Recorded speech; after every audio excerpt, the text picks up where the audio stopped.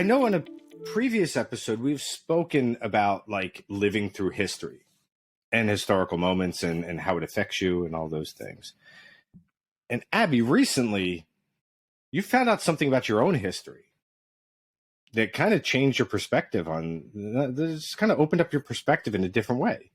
You were mentioning it to me and I said, wait, you're going to talk about this on the podcast. We got to hear about this. I know, because we had just been, it was so weird because we had just been talking about moments and history and remembering and where were you during things like, you know, major events or wars, 9/11. Everybody knows where they were. And so I was, we were with my family over my kids' spring break, and we just happened to be talking about our grandparents, and my sister was there, and she's been collecting all of the old family photos, and she's been looking through all of the oral histories that some of my relatives had done.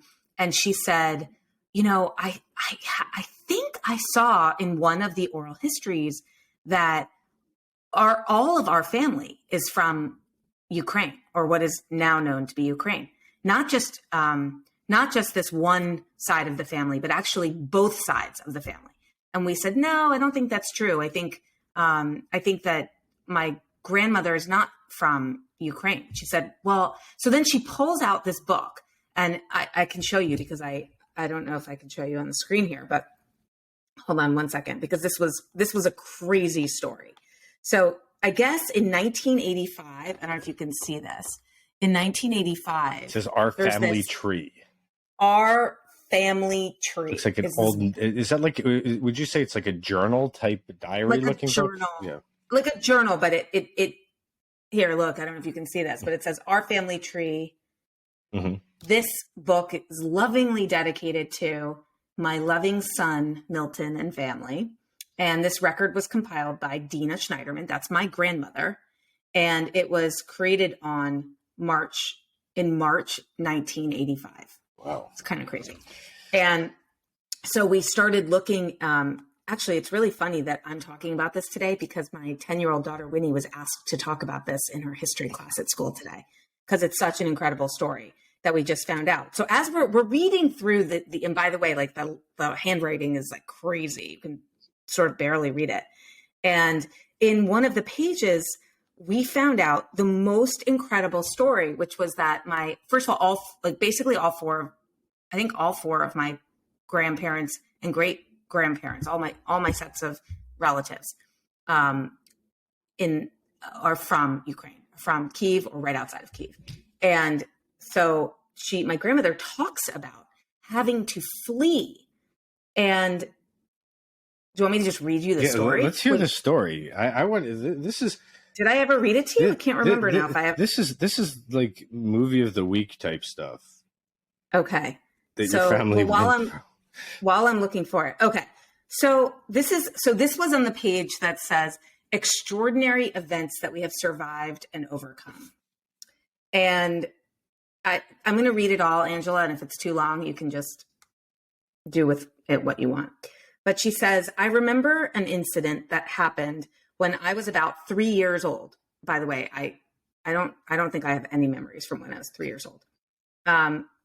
Irv was an infant. By the way, I don't know who Irv is. There was a pogrom in, I can't read the name of the city, Ertonislav. And my mother and father ran across a field holding the baby, and my father carried me as bullets were flying over our heads. We finally reached a hospital where we hid for 3 days. When we came home, we found the house completely demolished.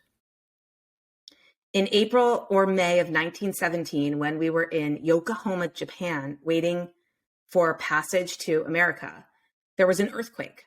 It didn't last long, but the children who slept in the upper bunks fell out. They were Irv, Harry, and Lou. At that time, we stayed at Hotel Mirai. There was no damage. Finally, our ship had arrived and we all boarded and the captain ordered everyone to come out on the deck to be examined. He noticed that Louis, then 3 years old, had marks on his face from measles. So he ordered us back to Yokohama on a small boat. We returned to the same hotel and had to wait for another ship. And they had to stay there for a month. We later learned that the ship that we were originally supposed to take had sunk. Like, what? So you would not be here right now, or a different version of you would be here right now had they got on that ship. I mean, first of all, the fact that we didn't even realize where they were from is crazy. And then to learn about this story, especially with what's going on in the world right now, and to know that, you know, we too had relatives that were going through something where they had to flee their homes, and it just brought it all home. It just made me think that first of all, there's so little how could I not have ever actually discussed this with my grandmother? I knew my grandmother. She died when I was probably around 15 years old. So I knew her, but we never once discussed this. We never talked about her having to flee her home with bullets flying over her head when she was just a little girl. I mean, it's just insane. It's just crazy. And so first of all, it made me so grateful that she had recorded this. If she had not recorded this, we would never have known. And luckily, you know, and then I guess the other piece of it is, it's get your relatives to record this. We should be recording these things as we experience extraordinary events, but we also need to make sure we read the things that our families put in there, because this has just been sitting in our house for decades and we've never actually read it, or maybe it just didn't hit home until now. Did your dad know this? I mean, no, he didn't know where his mom was from. I guess didn't. I mean, he knew. Look, my dad was born here. Yeah. He was born in Brooklyn. I think he knew generally that she was from that area, but didn't really realize. Yeah, because a lot of people think Poland, they'll think Russia, they'll think like certain parts of Eastern Europe. But well, it was Russia. Yeah, so at that time, it was considered Russia. Yeah. I think we didn't realize the way that the boundaries are set today. It's actually considered right outside of Kyiv, where she was from. That is so amazing, though, that as also maps get redrawn and places are that becomes another issue, because but knowing this, you think like okay, Abby, where is your mom from? Where your dad's from Brooklyn? I know where my mom's from. Your dad's from Brooklyn. My mom was born in Kansas City, Missouri.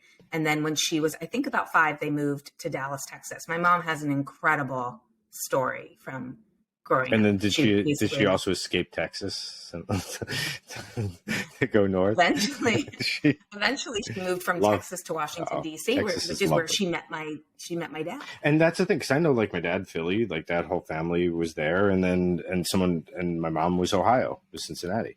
And it's interesting how we know that, but then you figure maybe the generation before, it was so much more complicated, and it also might be stuff they really didn't want to talk about.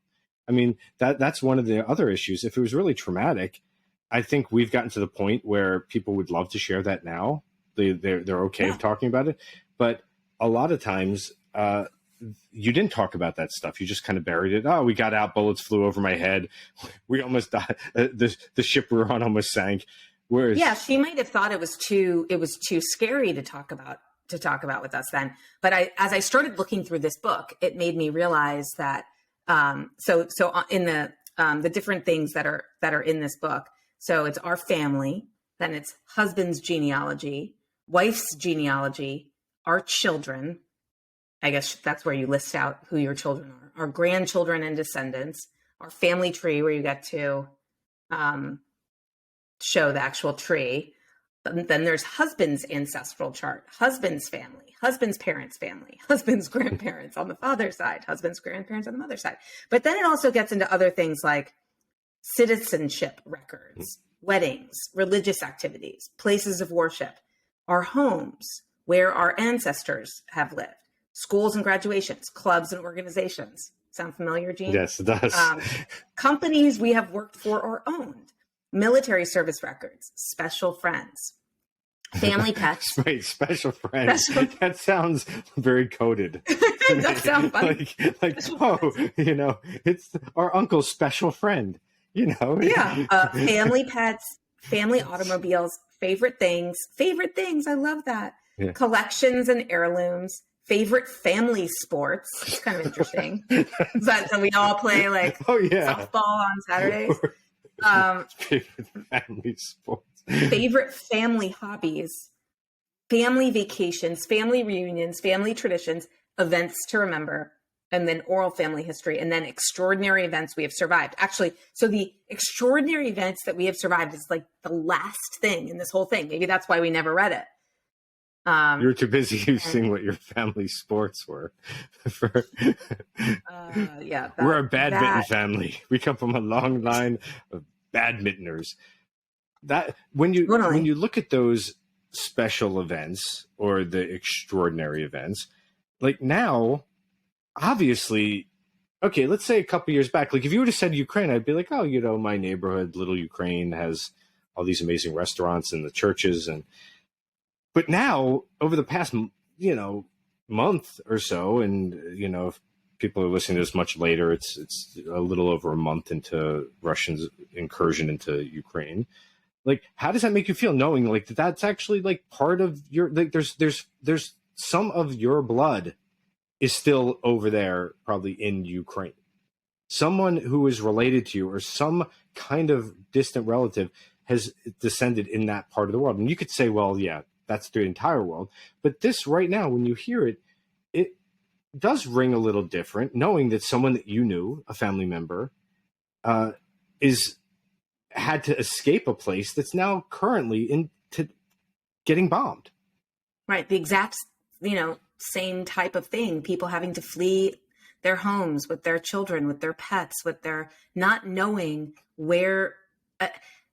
I guess it's just, it gives me the chills just to think about that my own family had to go through this, and I wouldn't actually be here today if they didn't go through it.